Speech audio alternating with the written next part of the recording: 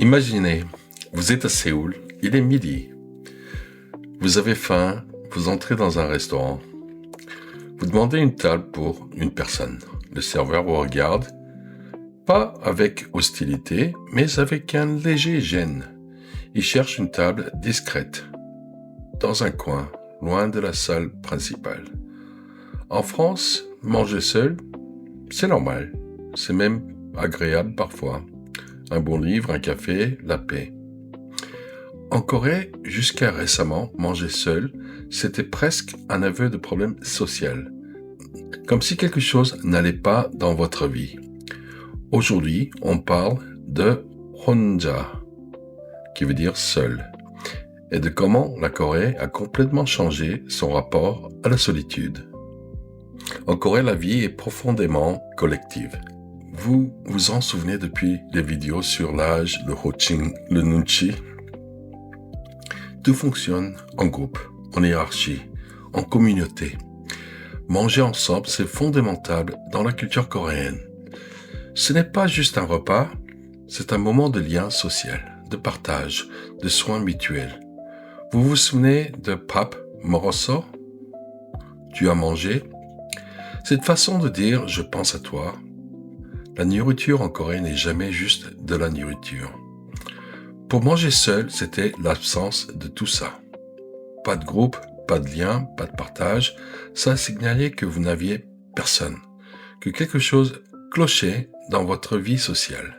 Et ce n'était pas juste pour manger. Aller au cinéma seul, voyager seul, boire seul, tout ce qui se fait normalement en groupe, le faire seul en public était perçu comme étrange, voire triste. Les restaurants coréens traditionnels ne sont d'ailleurs pas conçus pour une personne seule. Les plats arrivent en grande quantité, les barbecues sont faits pour 2 personnes minimum, même les menus sont souvent pour 2 ou pour 4. Une personne seule, ça ne rentre pas dans le système. Et puis quelque chose a changé. Et avec ce changement, de nouveaux mots sont apparus. 혼밥, qui est 혼자 plus 밥, manger seul. Ce mot n'existait pas il y a 20 ans. Aujourd'hui, tout le monde le connaît. 혼술, c'est 혼자 avec 술, qui veut dire alcool. Boire seul, chez soi, devant un drama, avec un verre de soju. 혼행, qui est 혼자 avec 여행, voyager seul. De plus en plus courant chez les jeunes coréens qui partent découvrir le monde en solo. 혼영, qui est 혼자 avec 영화 raccourci. Aller au cinéma seul, encore un tabou qui s'effrite. Vous voyez le principe. 혼 devant n'importe quelle activité, ça donne le mot pour faire cette activité seule. C'est presque un langage à part entière, un vocabulaire de la solitude choisie. Qu'est-ce qui a provoqué ces changements? Plusieurs choses. D'abord, les chiffres. La Corée a aujourd'hui l'un des taux les plus élevés de ménage d'une seule personne au monde. Les jeunes se marient de plus en plus tard. Beaucoup choisissent de ne pas se marier du tout. Et vivre seul devient la norme pour une grande partie de la population urbaine. Ensuite, les dramas et la culture populaire. Les dramas coréens ont commencé à montrer des personnages qui mangent seuls. Pas comme des gens tristes et isolés, mais comme des personnages indépendants et assumés. Un personnage qui commande un repas pour une personne qui s'installe confortablement et qui savoure son repas seul. C'est devenu une image de liberté, pas de solitude. Et enfin, Internet et les réseaux sociaux. Des millions de Coréens ont commencé à partager leur 혼밥 en ligne. Leur repas seul, leur soirée 혼술, et au lieu d'être jugés, ils ont été suivis, imités, célébrés. La 혼자 culture est devenue tendance. Et voilà quelque chose de fascinant qui est né directement de la 혼밥 culture. Quand les Coréens ont commencé à manger seuls chez eux, beaucoup trouvaient le silence inconfortable. Manger sans conversation, sans compagnie, sans le bruit d'un repas partagé. Ça restait étrange après des générations de repas collectifs. Alors, ils ont trouvé une solution. Ils ont commencé à regarder d'autres personnes manger pendant qu'ils mangeaient eux-mêmes. C'est comme ça qu'est né le mukbang, littéralement émission de repas.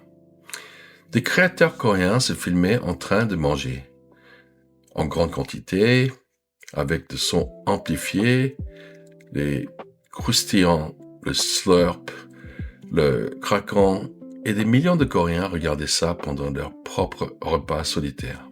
Pour ne pas manger seul, même si techniquement ils mangeaient seuls. Le mukbang est devenu un phénomène mondial. Aujourd'hui, il existe des mukbangs en français, en anglais, dans toutes les langues. Mais c'est en Corée que tout a commencé, directement de la Honbap culture, directement de cette solitude qu'on apprivoise peu à peu. Et les restaurants coréens ont suivi. Il existe maintenant, à Séoul, des restaurants entièrement conçus pour une personne, des comptoirs individuels avec des petits panneaux séparateurs entre chaque place. Pas pour passer la honte, mais pour offrir de l'intimité, du confort, la possibilité de manger en paix sans se sentir observé. Certains restaurants ont même des écrans individuels pour regarder des vidéos pendant le repas. D'autres servent des menus monoportions pour tous leurs plats. Même le barbecue coréen, qui était historiquement impossible à faire seul, c'est une vraie révolution silencieuse dans un pays où manger ensemble était sacré. Alors faisons un récap rapide. Honja, qui veut dire seul, un mot simple qui cache une révolution culturelle. Honbap, manger seul. Honsul, boire seul. Honeng, voyager seul. Honyang, cinéma seul. Des mots qui n'existaient pas il y a 20 ans et qui sont aujourd'hui dans le vocabulaire de tous les jeunes Coréens. Et mukbang, l'émission de repas née directement de Honbap. La façon coréenne de manger seul sans vraiment manger seul. Un phénomène mondial parti d'un inconfort culturel. En France, manger seul a toujours été normal. En Corée, c'était un tabou. Et aujourd'hui, c'est une liberté assumée et célébrée. Et vous, est-ce que vous pratiquez le Honbap? Est-ce que vous vous sentirez à l'aise de manger seul dans un restaurant coréen à Séoul? Et est-ce que vous avez déjà regardé un mukbang sans savoir que ça venait de Corée? Dites-moi dans les commentaires. Si cette vidéo vous a plu, n'hésitez pas à liker, ça m'aide beaucoup. Et abonnez-vous à la Corée Fastoche. Bye bye!